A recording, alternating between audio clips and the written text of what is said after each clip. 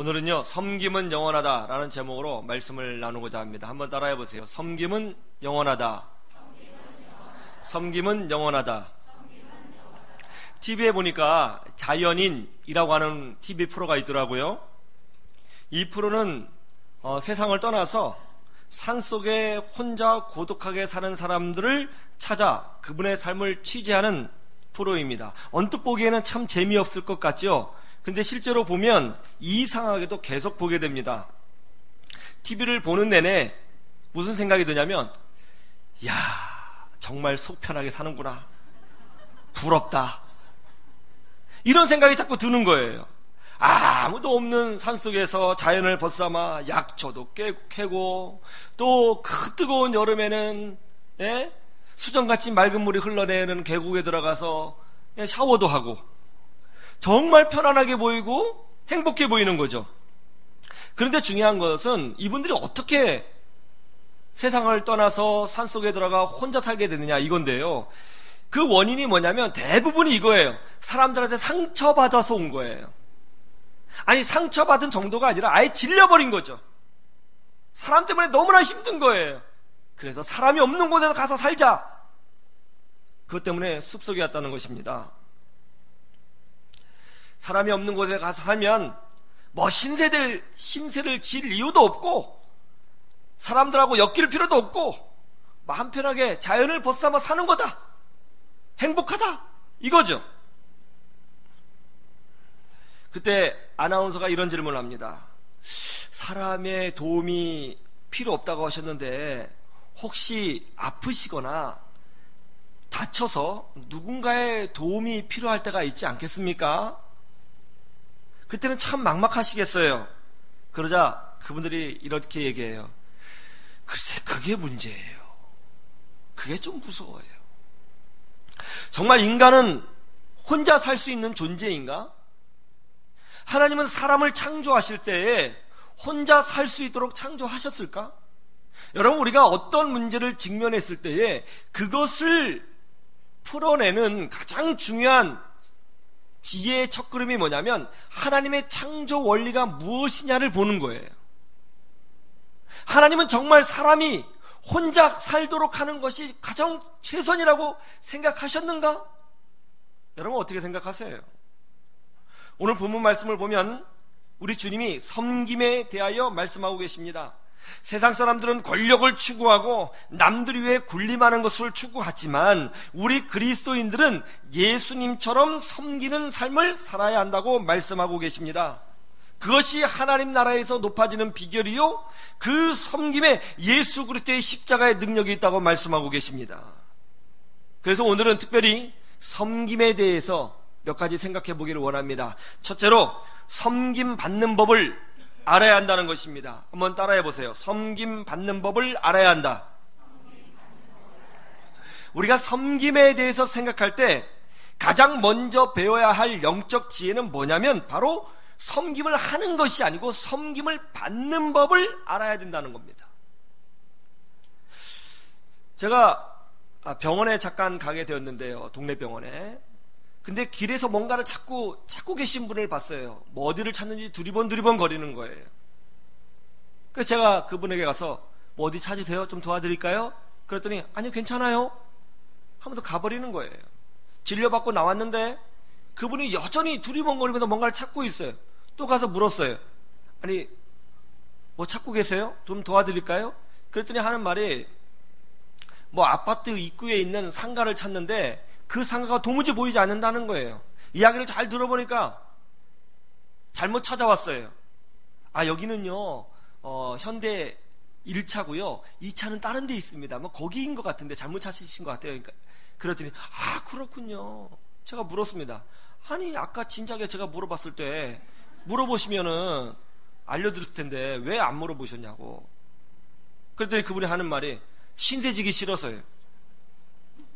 우리 한국 사람들은요, 신세지는 거 정말 싫어합니다. 남의 도움받는 것, 남에게 부탁하는 거 정말 싫어합니다. 왜 그럴까요? 뭔가 누군가로부터 도움을 받으면 내가 부족한 사람처럼 보일까봐 그래서 그런 걸까요? 누군가에게 신세를 지면 마음에 빛이 남을까봐 그런 걸까요? 아니면 좀 도와주세요 라고 말하면 자존심이 상해서 그런 걸까요? 잘 모르겠습니다만은 한국 사람들은요, 이상하게도 남에게 신세 지는 거 싫어해요. 도움받는 거 싫어해요. 남에게 도움받지 않고 사는 것, 혼자 사는 것, 완벽한 인생을 추구하는 것, 이게 성경적일까요? 우리 창세기 2장 18절 한번 보시죠. 어떻게 되어 있는지. 창조의 원리를 한번 봤으면 좋겠습니다. 창세기 2장 18절.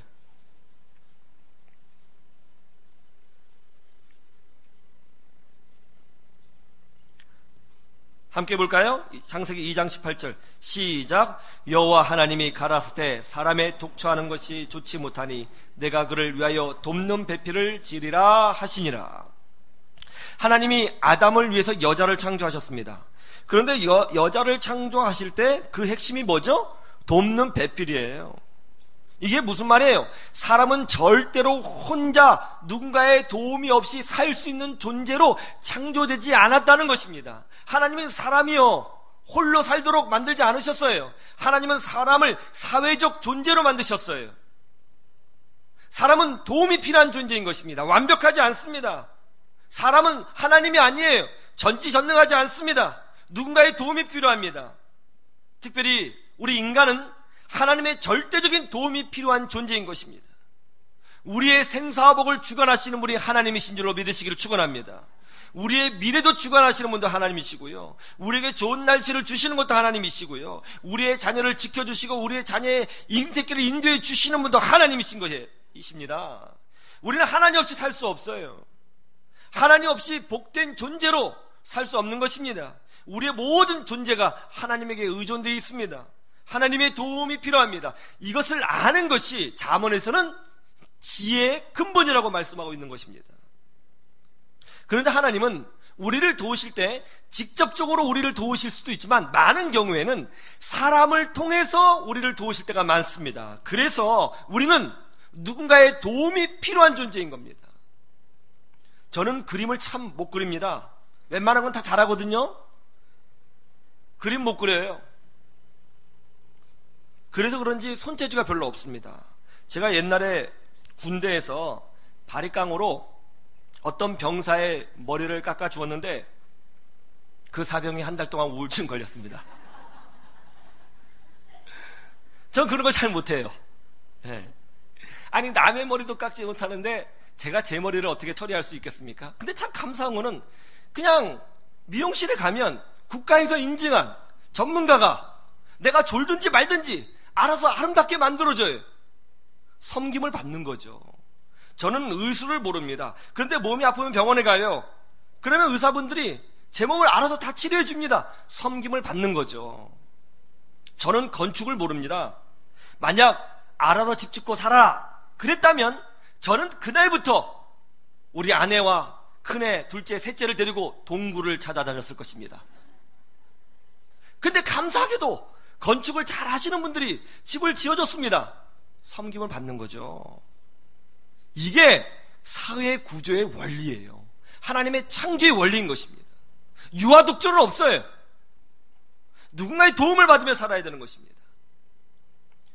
제가 탁구 동호회에 가입했습니다. 그곳에 가면 여러분들과 교제를 나누게 되는데요, 이상하게도 서로 눈빛으로는 인사하는데 뭔가 잘 밀착이 되지 않는 그런 분이 있었어요. 저도 그래도 눈인사만 했습니다. 그런데 하루는 제가 그분에게 선생님 저 좀 도와주십시오. 제가 잘 몰라서 그러는데 공이 뜨면은 무조건 때리면 되는 겁니까? 이게 하회전 공이 걸렸던 뭐든 그냥 무조건 셀에 갈기면 되나요? 그랬더니 그분이 환하게 웃으면서 예 목사님 일단 공이 뜨면요 무조건 때리세요. 그러면서 친절히 가르쳐주고 자기가 자꾸 공을 띄워주는 거예요. 때리라고. 그때부터요 도와달라는 말 한마디 때문에 그분하고 관계가 완전히 좋아졌어요. 제가 가면 인사를 얼마나 잘하는지요. 여러분 도와달라고 하는 것 자존심 상하는 것 아닙니다. 유아독존 없습니다. 그렇게 살 수 없습니다. 사람은 도움을 받도록 하나님이 그렇게 창조하신 것입니다. 우리는 돕는 사람들이 필요한 존재인 것입니다. 우리는 연약합니다. 완전하지 않아요. 하나님 우리가 서로 섬기면서 살도록 창조하신 거예요. 목회자인 저도 도움이 많이 필요하고요. 예? 우리 장로님들도 도움이 필요하고요. 여러분들 도움이 필요한 존재예요. 이 세상의 모든 사람들이 도움이 필요합니다. 그러므로 도움을 받는 것 부끄러운 것 아닙니다. 도와주세요 말하는 것 주저하지 말아야 되는 것입니다. 이것을 깨달을 때에 비로소 우리는 남을 섬기는 원리를 알게 되는 것입니다. 왜요? 내가 도움이 필요한 존재이니 저분도 그렇겠구나 하는 이해를 얻는 거죠.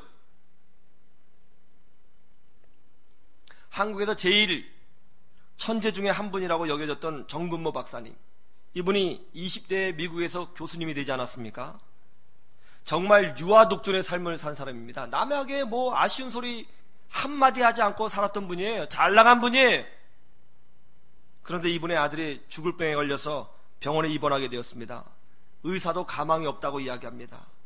그러자 이분이, 이 정근모 박사님 네 분이 금요일 밤에 한인교회를 찾아가서 그 교우들 앞에서 눈물을 흘리며 간절히 부탁합니다. 여러분, 저를 좀 도와주십시오. 제 아들이 지금 병원에서 죽어가고 있습니다. 정말 여러분의 기도가 필요합니다. 좀 도와주십시오. 눈물로 호소했어요. 그러자 한인교회 교우들이 저렇게 유명한 분이 저런 아픔이 있었구나. 그래서 그날 밤 간절히 하나님 앞에 부르짖고 눈물로 부르짖고 온 교우가 엎드렸습니다. 새벽에 되어서 아들 있는 병원에 와봤습니다. 놀랍게도 아들이 병상에 일어나 앉아있더라는 것입니다. 나는 하나님의 도움이 필요한 존재라는 것을 깊이 깨닫고 주의 은혜를 구하시는 여러분 되시기를 주님의 이름으로 축원합니다. 두 번째, 섬김은 능력이라는 것입니다. 한번 따라해 보세요. 섬김은 능력이다. 예수님은 어떤 분이신가? 여러분, 예수님에 대해서 사회학자이든 인류학자이든 역사학자이든 크리스찬이든 난 크리스찬이든 예수님을 쉽게 생각하는 사람은 아무도 없습니다. 예수님을 향해서 무기력한 사람이라고 말하는 사람은 없습니다. 예수님을 향해서 실패자라고 말하는 사람은 없습니다. 공통적으로 어느 누구든지 예수님은 역사의 중요한 인물이고 대단한 분이시고 능력이 많으신 분이라는 것을 인정합니다. 여러분, 예수님은 참 사람이시지만 동시에 참 하나님이 되신다는 것을 믿으시기를 축원합니다. 능력이 많으신 분이에요. 그런데 그렇게 능력이 많으신 분이 우리 위에 군림하기 위해서 이 땅에 오신 것이 아니라 우리를 섬기기 위해서 오셨다는 것입니다. 여러분, 고대 사회에서는 어떤 죄를 지면 그 죄에 대해서 반드시 사형을 당해야 그 죄를 해결할 수 있다고 믿었습니다. 지금이야 법이 세분화돼서 범칙금도 내고 벌금도 내고 뭐 6개월형 10년형 이러지만 고대 사회에서는요, 죄를 지면 무조건 죽는 거예요. 생명으로 갚아야 되는 거예요. 하나님 앞에서 우리는 다 죄인입니다. 생명으로 갚아야 되는 거예요. 그런데 이 문제를 예수님이 이 땅에 오셔서 생명으로 갚아야 되는 이 문제를 십자가에서 대신 갚아주심으로 믿는 자에게 생명을 부어주신 것입니다. 우리를 섬기기 위해서 오신 거예요. 여러분, 그 사람이 신앙이 참 좋다, 믿음이 참 좋다, 이런 것은 사실은 섬김을 통해서 알 수가 있습니다. 그런 섬김을 통해서 그런 섬김을 통해서 사람들이 하나님 나라를 경험하고, 그런 낮아짐과 섬김을 통해서 그리스도의 향기가 드러나고, 그런 섬김을 통해서 하나님의 기적이 일어나게 되는 거죠. 어떻게 섬길 수 있을까요?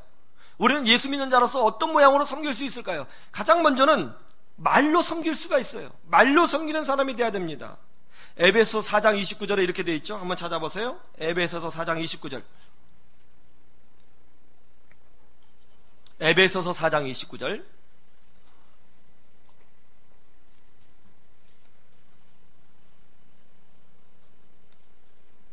에베소 4장 29절. 다 같이 봅시다. 시작. 무릇 더러운 말을 너희 입 밖에도 내지 말고 오직 덕을 세우는데 소용되는 대로 선한 하여 듣는 자들에게 은혜를 끼치게 하라. 여러분, 말이라는 것은요, 자기의 감정과 생각을 꺼내는 도구만으로 쓰여지는 것이 아닙니다. 진짜 말을 잘하는 사람은 듣는 자들에게 어떻게 이것이 들려질까, 이 말이 어떻게 저 사람에게 영향력을 미칠까, 이것을 생각하면서 말할 때 말을 제대로 사용하는 것입니다.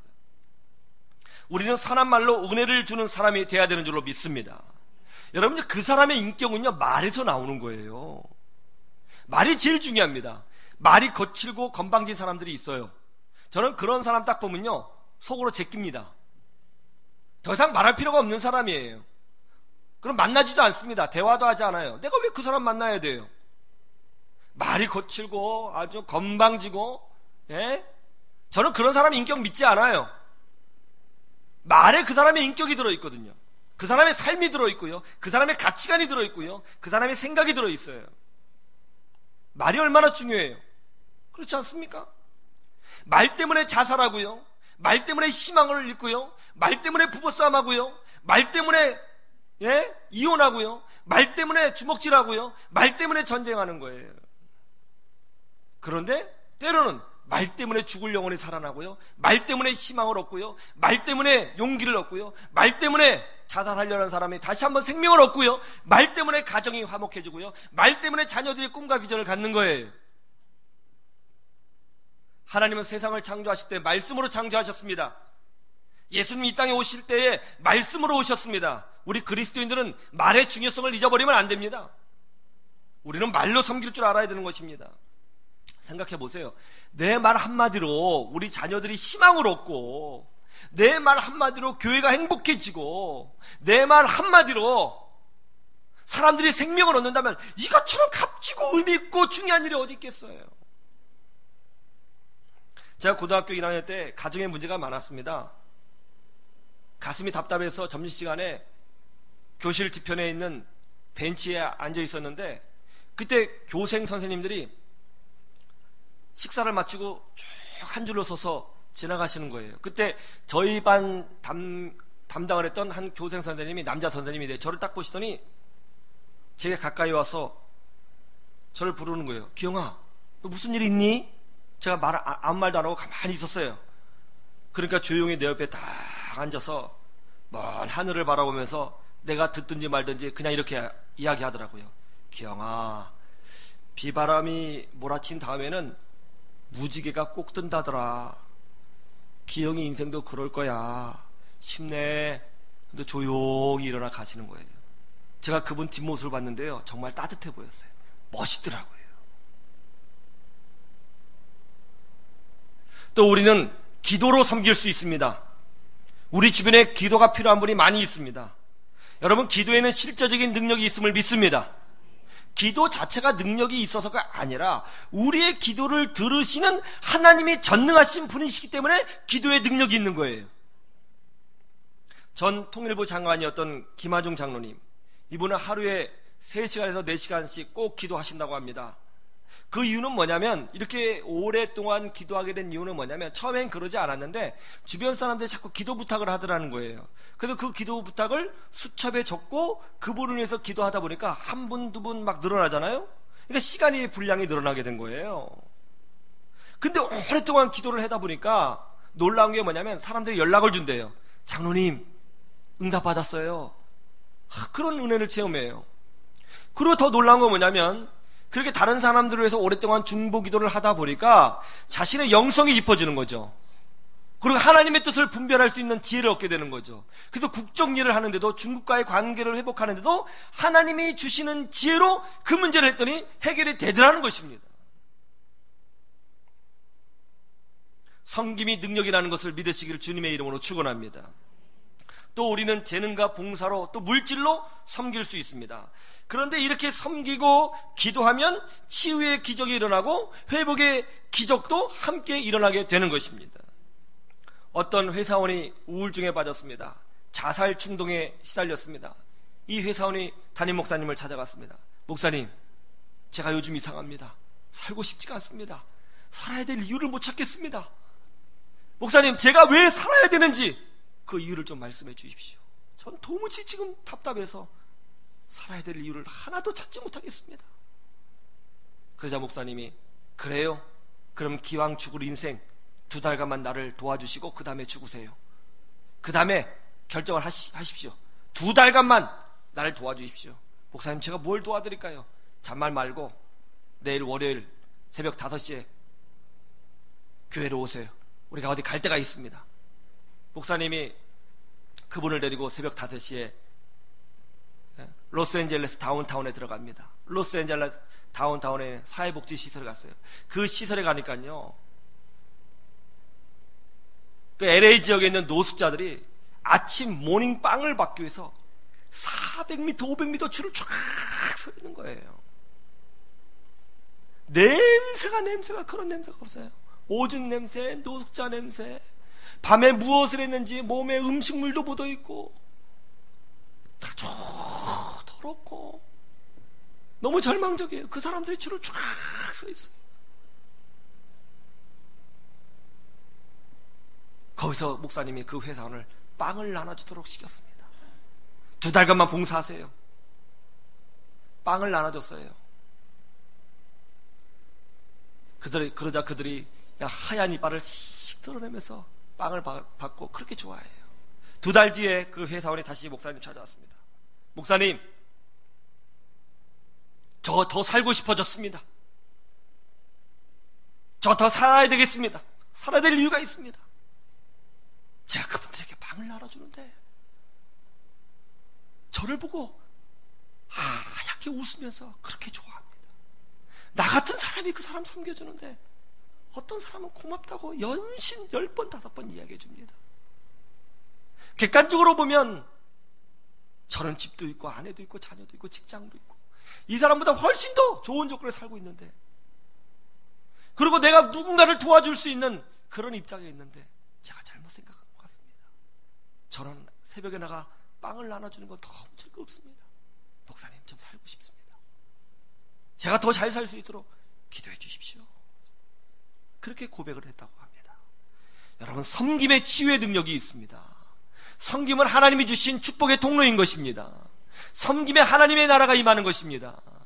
섬김이 능력입니다. 믿으시기를 주님의 이름으로 축원합니다. 3번째, 섬김에는 반드시 열매가 있다는 겁니다. 한번 따라해 보세요. 섬김에는 열매가 있다. 예수님이 이 땅에 섬기러 오셨습니다. 예수님이 십자가에서 죽으셨어요. 어떤 일이 벌어졌어요? 예수 그리스도를 나의 구주로 모셔드리는 모든 자들이 예수님의 그 십자가의 공로를 누리게 됐어요. 예수님의 그 섬김의 열매가 무엇입니까? 바로 우리들 아니에요. 예수님 때문에 지금 이 자리에서 예배드리고 있는 거 아니에요.